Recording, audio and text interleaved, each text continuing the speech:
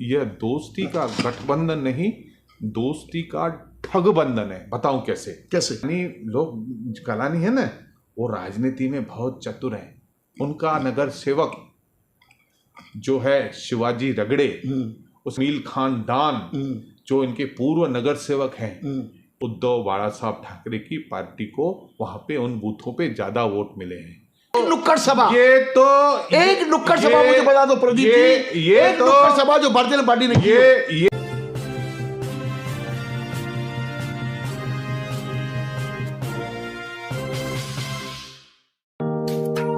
Neeraj Vinod Burani's Spacecraft Interiors. Your space, our craft. Experienced and professional team. No hidden charges. Luxurious designs. Follow us on Instagram. Spacecraft Interiors. Your space, our craft. Mahalakshmi sales, Shivaji Chowk, Ulhasnagar. Ulhasnagar में electronics का one stop store, जहां पर आपको मिलती हैं best deals. Air conditioners, air coolers, single and double door refrigerators, LED televisions, semi and fully automatic washing machines, deep freezers and veggie coolers. सबसे best deal, सबसे lowest दाम और loan and easy EMI available. बस आइए और गर्मियों के इन दिनों में अपने घर के लिए ले जाइए बेहतरीन consumer appliances. Mahalakshmi sales, electronics market, opposite RKD college, Shivaji Chowk, Ulhasnagar 3। For sales contact us. आज लेते एक मुलाकात भारतीय जनता पार्टी के जिला के अध्यक्ष श्री प्रदीप रामचंद्रानी जी के साथ। प्रदीप जी, अभी हाल ही में लोकसभा का चुनाव खत्म हुआ, वापस से फिर प्रधानमंत्री श्री नरेंद्र मोदी जी को अवसर मिला इस पद को संभालने का। आपको धन्यवाद। जब उल्लासनगर में जब चुनाव का माहौल था, चुनाव के दिन ऐसे लग रहा था कि जो वोटिंग हो रही है वो कालानी परिवार की तरफ से हो रही है, और जो माहौल बन के आया कालानी परिवार की तरफ से, जो उनके प्रवक्ता है कमलेश निकम, मनोज लासी, उन्होंने ऐसा कहा कि अगर हम नहीं होते तो यहाँ से उल्लासनगर शहर से लीड जाना असंभव थी। क्या कहेंगे इस विषय के ऊपर आप? देखिए, मुझे ये पता है कि 2019 और 2014 यही उल्लासनगर था जिसने मोदी को, हमारे आदरणीय प्रधानमंत्री मोदी जी को भर भर के वोट दिए। सही। उनको पता था, कालानियों को, कि अगर हम श्रीकांत शिंदे को समर्थन नहीं करेंगे तो हमारी कलई खुल जाएगी, क्योंकि पूरा उत्तर भारतीय समाज, पूरा दक्षिण भारतीय समाज, पूरा सिंधी समाज एक मुश्त वोट भारतीय जनता पार्टी को देने वाला है, ये सबको पता था। इसीलिए अपनी लाज बचाने के लिए उन्होंने श्रीकांत शिंदे जी को समर्थन दिया। अच्छा किया, समर्थन दिया। और श्रीकांत शिंदे जी ने मोदी जी को समर्थन देके प्रधानमंत्री बनाया। लेकिन इनके जो खोटे दावे होते हैं, काम कम प्रसिद्धि ज़्यादा, मुझे आप बताइए कि पप्पू कालानी की राजनीति को हम 1986 से देख रहे हैं। 1986 से 90-91 के पीरियड को छोड़ दीजिए, जिसमें उन्होंने कुछ विकास किए, कुछ रोड बनाए और बहुत सारे अवैध निर्माण हुए। जिस तरह से शहर को उन्होंने एक जो दिशा दी, जिसका भुगतान आज तक हम भुगत रहे हैं, उस समय की बनी हुई इमारतें ध्वस्त हो रही हैं। तो एक बहुत बड़ा, एक आदर्श शहर बनाने के लिए पप्पू कालानी ने काम नहीं किया था। लेकिन जो कुछ काम किया था, उस 4 साल के बाद आज तक अगर पप्पू कालानी या उनके परिवार के लोग बता दें कि क्या विकास का काम उन्होंने कभी किया है, तो 0/0 आएगा। तो कहीं ना कहीं अभी उन्होंने ये भी एक बिगुल बजाया कि अभी जैसे लोकसभा खत्म होगी, जीत का जश्न मना के, उस थकावट को बुला के, फिर भी हम लोग विधानसभा में हमारी शुरुआत होगी। उन्होंने खुले रूप में कहा कि इस बार विधानसभा के अंदर ओमी कलानी बहुमत से चुन के आएंगे। इतना तक भी कह दें कि 25,000 वोट से हम जीत रहे हैं। आप इस विषय को कैसे देखते हो? देखिए, पहले सबसे बड़ी बात क्या है, इन्होंने एक संकेत दिया पुपारी बजाकर कि यह लोग शरद चंद्र पवार जी के पार्टी से विधानसभा चुनाव लड़ सकते हैं। ऐसे उन्होंने उस दिन उनका चुनाव चिन्ह की पुपारी बजा के उन्होंने एक संकेत दिया शहर को। मुझे एक बात समझ में नहीं आती कि राजनीतिक अवसरवादिता जितनी इन कॉलोनियों में भरी है, शायद किसी भी व्यक्ति में नहीं होगी। पिछले 25-30 सालों से हमारे शहर के नागरिकों का उपयोग हो रहा है। केवल जब भी वह जीत कर आते हैं, वह एक उगाही का काम करते हैं और अपने आप को बचाने के लिए अपने जो अदालतों के खर्च, वकीलों के खर्च, सारे पैसे यहाँ से लूट कसोट कर कर इस शहर को दिशाहीन करने का काम इस परिवार ने किया है। और मुझे यह दिखता है कि जो भी समर्थ व्यक्ति है इस शहर में रहना पसंद नहीं करता। इसी का कारण है कि कई लोग मुंबई चले गए, कई कल्याण चले गए, कई अंबरनाथ चले गए। लेकिन मुझे दुख है कि हम जो गलती उस समय की थी, उसको जो आज से 30-35 वर्ष पहले पप्पू कलानी जी के सत्ता ने की, जो गलतियां की, उसको आज ठीक करते करते आज भी हम उसको ठीक नहीं कर पाए हैं। अगर इतिहास जब भी इस शहर को दिशाहीन करने का किसी के ऊपर आरोप आएगा तो केवल कॉलोनियों के ऊपर आएगा। देखिए, अभी जैसे आप बात कर रहे हो कि इन्होंने विकास नहीं किया, अभी सरकार आपकी है, केंद्र में भी, राज्य में भी और उल्लासनगर शहर में भी। अभी उल्लासनगर शहर में सब तो माजी नगर से हो रहे, खाली एक ही खाली पोर्टफ्लो पे है, वो है आपके आमदार श्री कुमार रैलानी जी। उन्होंने क्या काम किया? जितने भी वादे किए गए हमारे चैनल पर, अन्य चैनलों पर, सब खोटले। किसी भी वादे पे आपकी पार्टी भी कहीं खड़ी नहीं हुई है। पानी की समस्या, लाइट की समस्या, जो आप जो बोले विकास, जो कॉलोनी ने नहीं किया, तो भारतीय जनता पार्टी ने कौन सा विकास किया? कोई विकास नहीं किया। हर एक विकास में आपके आमदार कुमार रैलानी जी फेलियर नजर आ रहे हैं। क्या कहेंगे इस विषय के ऊपर?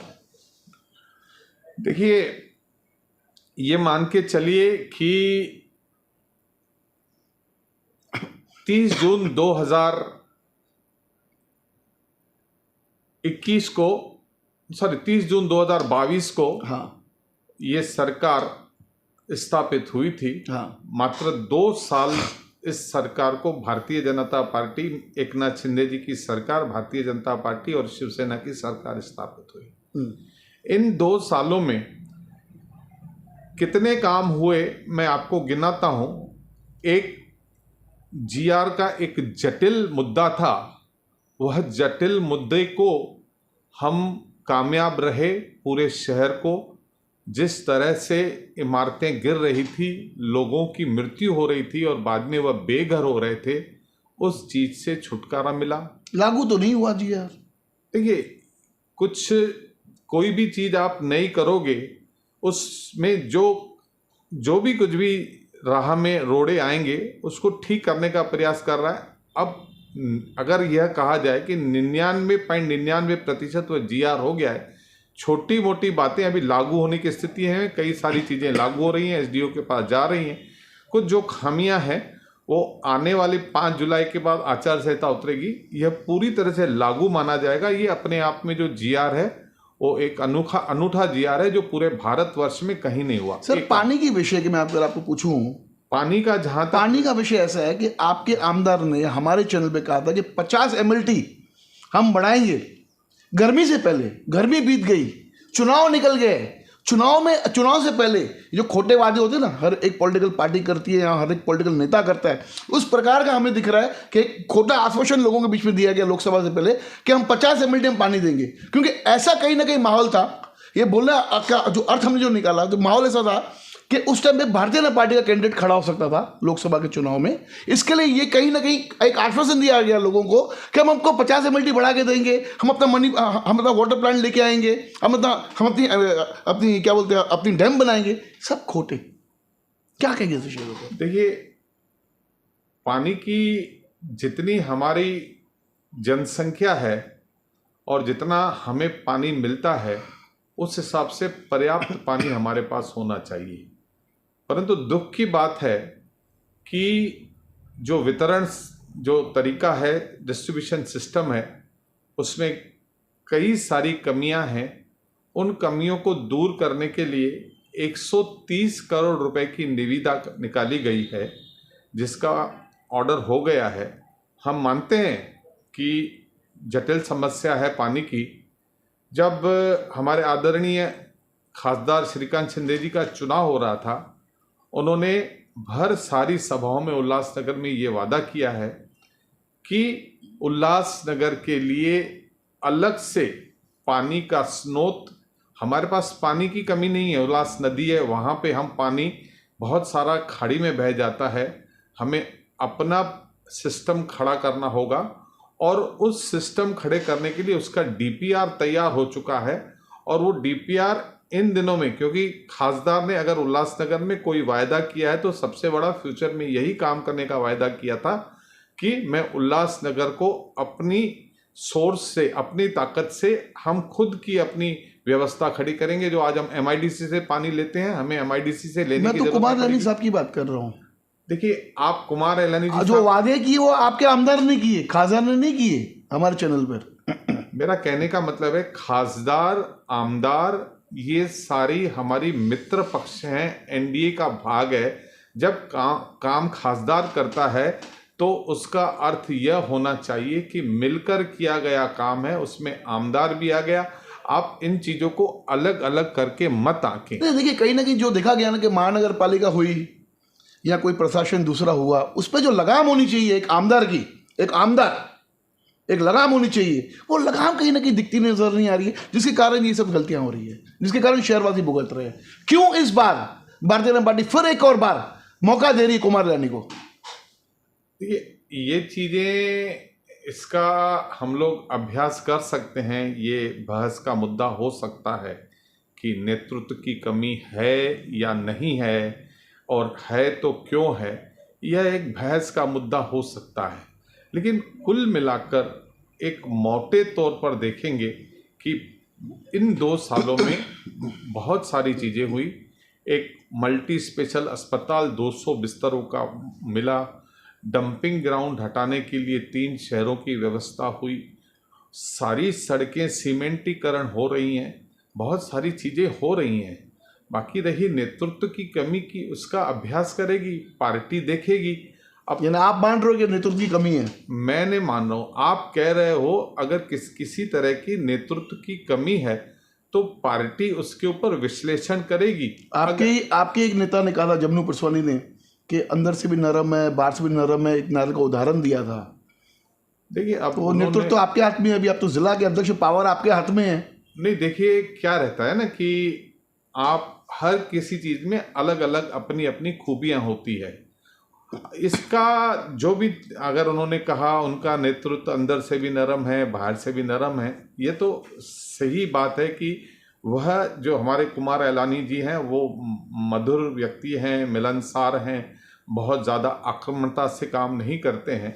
लेकिन लोगों की अपेक्षाएं होती है कि आक्रामकता से काम किया जाए और मेरे नेता में इतनी शक्ति होनी चाहिए कि उसकी एक फ़ोन से काम होनी चाहिए।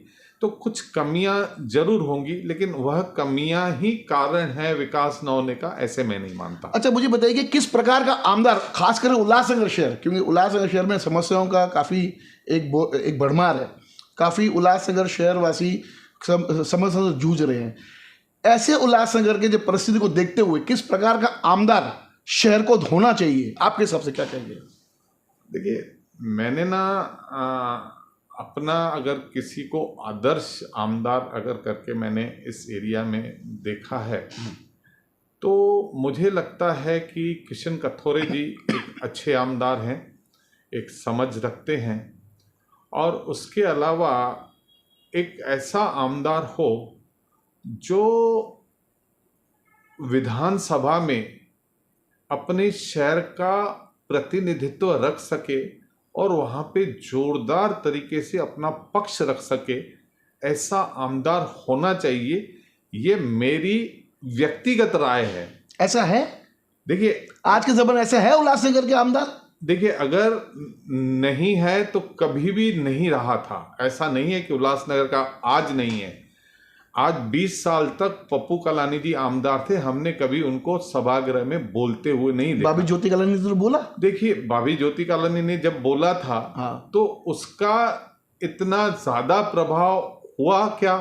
भाभी ज्योति कलानी जिन जिन चीजों पे उन्होंने वहां पर आवाज उठाई, सरकार नहीं थी ना। देखिए, सरकार होती तो उसका वजन होता। मेरा ये मानना होता है कि अगर कोई व्यक्ति सरकार में न हो, विपक्ष में हो, तो ज्यादा काम करा सकता है, क्योंकि भारतीय जनता पार्टी ने अपना आजीवन सत्ता में न रहकर करीबन 40 सालों तक विपक्ष में रहे। तो विपक्ष में रहे और विपक्ष के में रहते हुए लोगों के प्रश्न उठाए, इसीलिए आज लोगों ने पूरे देश में भारतीय जनता पार्टी को तीसरी बार सत्ता में लाया है।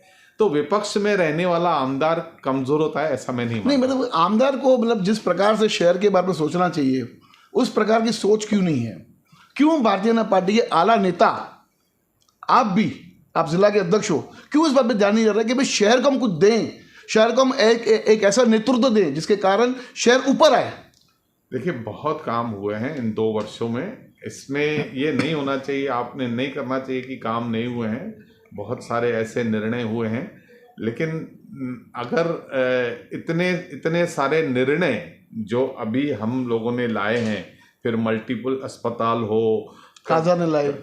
खासदार, मैंने कहा ना, हमारी पार्टी से संबंध है उनका, हमारी का पार्टी और उनकी अलायंस पार्टी है, गठबंधन सरकार है। मल्टीपल अस्पताल बना, उसके बाद डंपिंग ग्राउंड की समस्या खासदार ने किया, पूरे शहर में सीमेंटीकरण रोड हो रहे हैं, खासदार का फंड था, वाटर सप्लाई के लिए अलग से पैसा आ रहा है।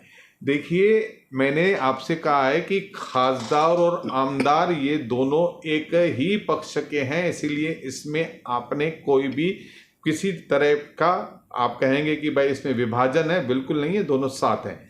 और रही बात कलानियों ने, बता दीजिए, कलानियों ने पिछले 20 सालों में या एक पूरा 35-40 सालों का में से इनके बाद 20-25 साल थे, एक काम बता दे।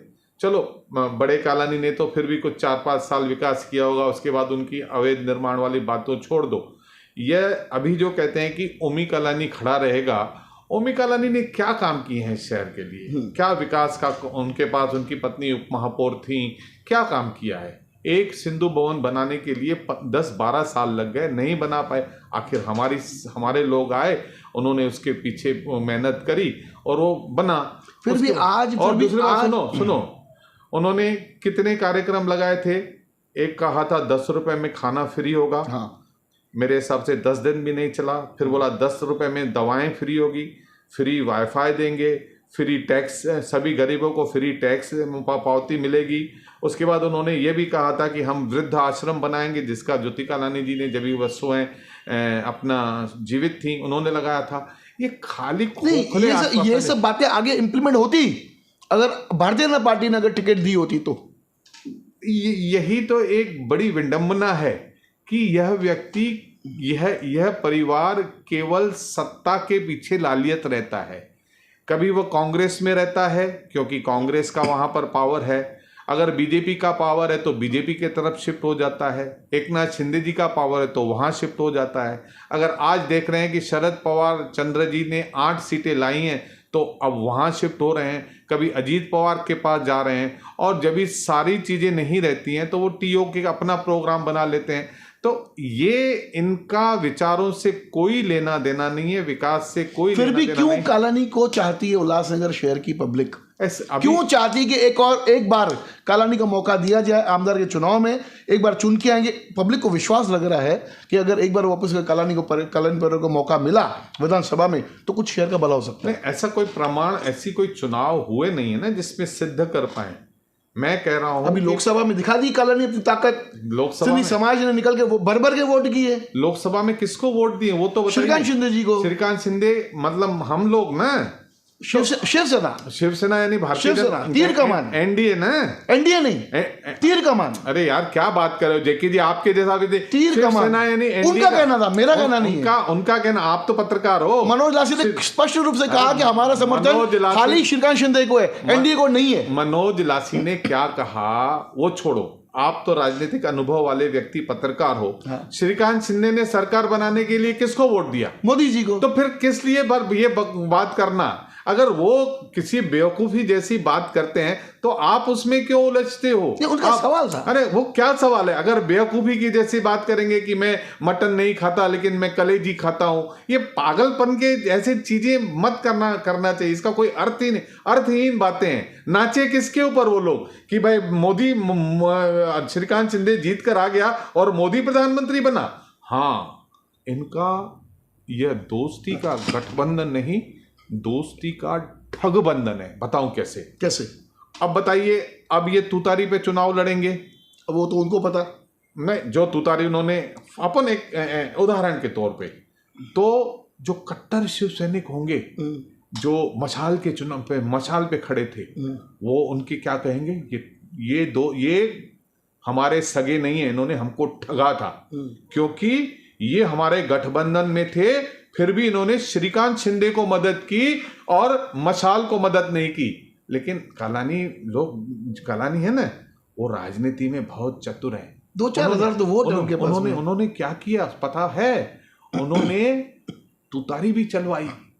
उनका नगर सेवक जो है शिवाजी रगड़े, उसके बाद तुम्हारा ये अपना जमील खान डान, जो इनके पूर्व नगर सेवक हैं, इनके जो वार्ड हैं वहाँ पे उन बूथों पर हमारे आदरणीय उद्धव बाला साहब ठाकरे की पार्टी को वहाँ पे उन बूथों पे ज़्यादा वोट मिले हैं।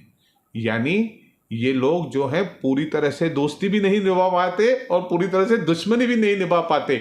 दोस्ती निभाई श्रीकांत शिंदे के साथ, दुश्मनी निभाई उद्धव बाला साहब ठाकरे के साथ। आपने तो कहा 2-4 हजार वोट है, तो किसी को भी वोट करे क्या फर्क पड़ता है? तो यानी कहीं ना कहीं उन्होंने मशाल को सपोर्ट नहीं किया, तो यानी शिवसेना को सपोर्ट हुआ, यानी शिवसेना सपोर्ट किया तो फायदा हुआ। अरे तो 2-4 हजार वोट तो है, क्या फर्क पड़ता है? तो भाई वही तो कह रहा हूं, इसीलिए तो नहीं तो कल ही खुल जाती ना। अब कैसा है कि कोई आदमी ट्रक को 4 लोग धक्के मार रहे हैं चालू करने के लिए, 3 लोग पूरा जोर लगा रहे हैं, एक ने हाथ पकड़ लिया तो बोलता है मेरी भी ताकत है। इनकी हालत केवल हाथ पकड़ने की थी, वो धक्का नहीं मार रहे थे। सारी कोशिश जो की वो भारतीय जनता पार्टी ने की और मोदी जी के नाम पर भी एक बिल्डिंग में, एक मोहल्ले में, एक प्रचार में कहीं पे भी आप मुझे बता दो कि भारतीय जनता पार्टी के माजी नगर सेवक उतरे थे? कहीं भी नहीं। ये तो एक नुक्कड़ सभा, एक नुक्कड़ सभा मुझे बता दो प्रदीप जी, एक तो नुक्कड़ सभा जो भारतीय जनता पार्टी ने की। ये तो आप जो बात कर रहे हो, इतनी बड़ी हास्यास्पद बात कर रहे हो, यहां तक कि हमारे खासदार ने अपने गुप्तचर लगाए थे भारतीय जनता पार्टी के वार्डों में क्या काम हो रहा है, और वह रिपोर्ट उनको संतुष्ट आ गई। एक भी ऐसा भारतीय जनता पार्टी का नगर सेवक नहीं है जहां पर उस हमारे श्रीकांत शिंदे को 85 से 93% वोट नहीं मिले। क्या बात करते हो? परसेंटेज क्यों कम आई? परसेंटेज 51% मतदान हुई थी। इससे 5 लाख का नारा था, 5 लाख पार, 5 लाख का नारा पूरे लोकसभा क्षेत्र थे सा। उल्लासनगर का जो भाग था 50,000 का, पहले 42,000 की लीड थी, इस बार 54,000 की लीड थी। उल्लासनगर ने अपना 5 लाख का वादा निभाया। बाकी विधानसभाओं के लिए हम कुछ नहीं कह सकते। बहुत अच्छा लगा आज प्रदीप जी से बात करते हुए। काफी जोश में आज प्रदीप जी नजर आए। वैसे भी जोश में तो होते ही है, क्योंकि एक जोशीला एक नेता इनको मानते प्रदीप जी को। और जल्दी लेंगे मुलाकात। जो आरोप जो आज भारतीय जनता पार्टी ने आज कालानी के ऊपर लगाए, तो लेंगे मुलाकात उनके प्रवक्ताओं के साथ में कि आपने जो दोस्ती का गठबंधन निभाया उसमें खाली हाथ लगाया या सही में धक्का देके लोकसभा तक डॉक्टर श्रीकांत शिंदे को पहुंचाया। धन्यवाद। देखते रहिए फिर से न्यूज़ चैनल।